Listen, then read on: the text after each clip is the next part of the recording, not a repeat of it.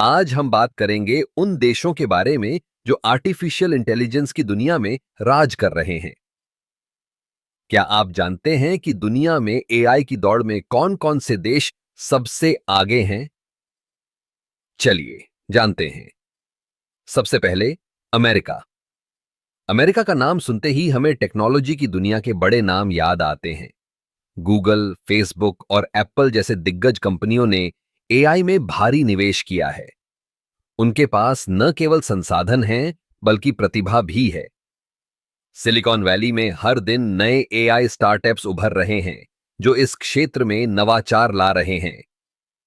अब बात करते हैं चीन की।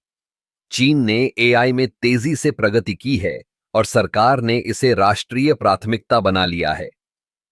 2030 तक चीन का लक्ष्य दुनिया का सबसे बड़ा एआई इनोवेशन सेंटर बनना है।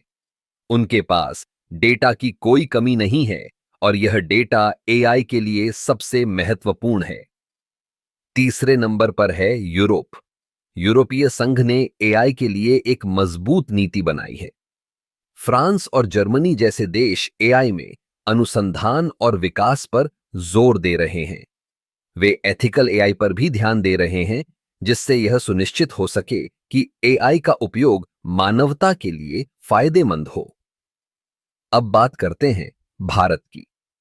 भारत एआई की दौड़ में तेजी से आगे बढ़ रहा है। हमारे पास प्रतिभाशाली इंजीनियर्स और डेटा साइंटिस्ट्स की एक बड़ी संख्या है। सरकार ने भी एआई को बढ़ावा देने के लिए कई योजनाएं बनाई हैं। हालांकि हमें अभी और मेहनत करनी है ताकि हम शीर्ष देशों में अपनी जगह बना सकें। फिर आता है कनाडा। कनाडा ने एआई रिसर्च में एक मजबूत आधार बनाया है। टोरंटो और मॉन्ट्रियल जैसे शहरों में कई एआई लैब्स और स्टार्टअप्स हैं। यहां के विश्वविद्यालय भी एआई में उच्च गुणवत्ता की शिक्षा प्रदान कर रहे हैं।